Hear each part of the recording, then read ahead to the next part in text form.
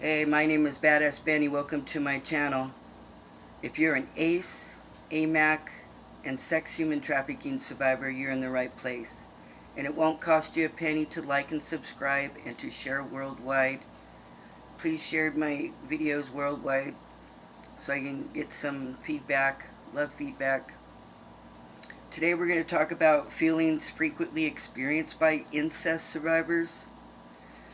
So one is fear of repeated assaults of men in general, of women, of children, other relatives being assaulted, fear of my own rage, fear of others finding out and what they will think of me, fear of going to sleep, a fear of being alone or being in crowds, fear of rejection.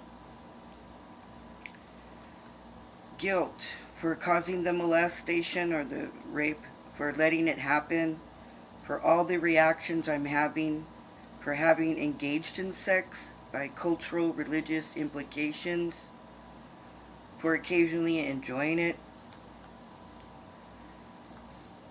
I do know there's some Catholics, like priests, don't believe that the bottom, the butt, is the vagina, so it's not rape. And there's some kind of cultural things like that. I remember asking my boss about, we discussed it, and the Catholic Church, and all the sexual assaults that are going on in the Catholic Church at the time. And that'll be another video. Anger, rage, and numbness for letting it happen, for letting it continue at the offender, at non-offending parent. Anger and rage and numbness for not having anyone to tell. Anger and rage and numbness for missing out on typical childhood. Anger and rage and numbness at the way being molested has affected my life. Anger and rage and numbness at not having any support, and anger and rage and numbness for feeling so much rage. So that is pretty common about having a fear of rage, because I certainly did.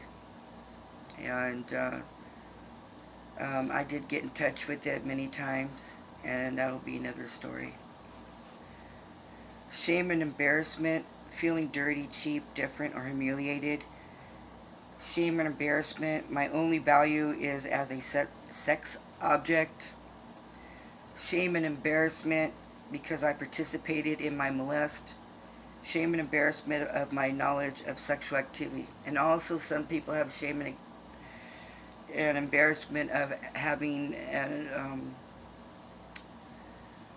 orgasm while they're being raped.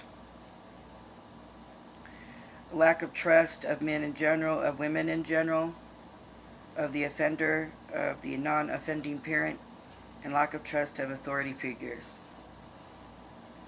Betrayal by the offender, betrayal by the non-offending parent for not protecting me, betrayal by my body, betrayal by the system and or our society, betrayal by those who knew, suspected abuse, and didn't protect me. Powerlessness and depression, feeling like I've lost all, feeling helpless to change the situation. Powerlessness and depression, overall feeling of helplessness, low self-esteem, and why me?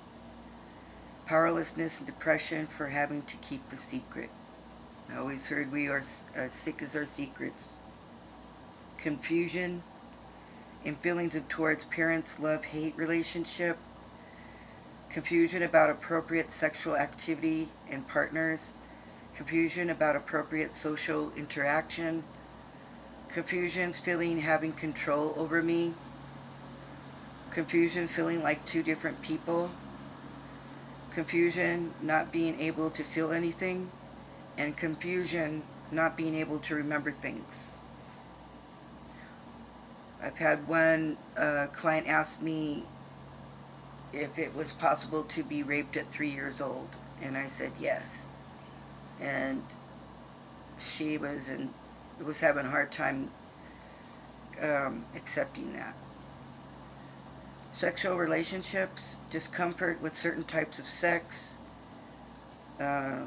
overindulgence in sex, flashbacks, ugly memories about sexual relationships. Sexual relationships denied a choice to engage in sex. Reactions from others.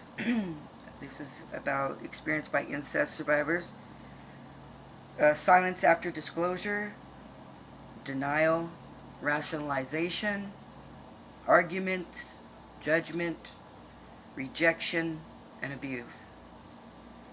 Men who are abused as children may experience many of the same feelings as a woman who was abused as a child. What are you going to do to take care of yourself today?